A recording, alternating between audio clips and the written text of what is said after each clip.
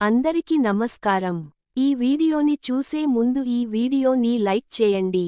అలాగే శ్రీ మాత్రే నమః అని కామెంట్ చేయండి. వారాహి అమ్మవారిని పూజిస్తే జీవితంలో ఎదురయ్యే సమస్యలు తొలగిపోతాయి. శత్రువుల భయం ఉండదు.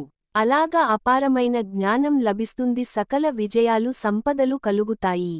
వారాహి దేవి సప్త మాతృకలలో ఒక దేవిగా దశమహా విద్యలలోని ఓ విద్యాగా కోలుస్తారు. ఈ అమ్మవారు వరాహ అనగా పంది ముఖం కలిగి ఉంటారు. ఈ అమ్మవారిని లక్ష్మీదేవి స్వరూపంగా కూడా కొలుస్తారు. వారాహి పేరు ఉన్న మూల మంత్రాలను, అష్టోత్తరాలను, నామాలను పఠిస్తే సకల విజయాలు కలుగుతాయని భక్తుల నమ్మకం.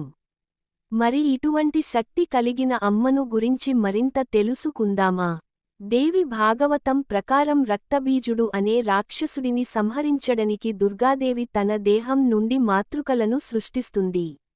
అలా పుట్టిన మాతృకలతో రాక్షసుడిని, అతని సైన్యాన్ని సంహరిస్తుంది.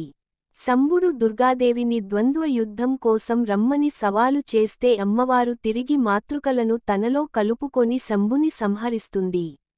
వామన పురాణం ప్రకారం మాతృకలు అమ్మవారి రూపమైన చండిక నుండి ఉద్భవిస్తారు. వీపు భాగం నుండి వారాహి అమ్మవారు పుడుతుంది. ఈ తల్లి వాహనం గేదెగా తెలపబడింది. అయితే రక్తబీజుడు కథలో ఈ అమ్మవారు వరాహ రూపంలో శవం పై కూర్చొని ఉంది. తన దంతాలతో రాక్షస సంహారం చేస్తుంది. ఈ వారాహి దేవి కవచ పారాయణో చేస్తే ఎంతటి కష్టమైన పనులైన నెరవేరుతాయి.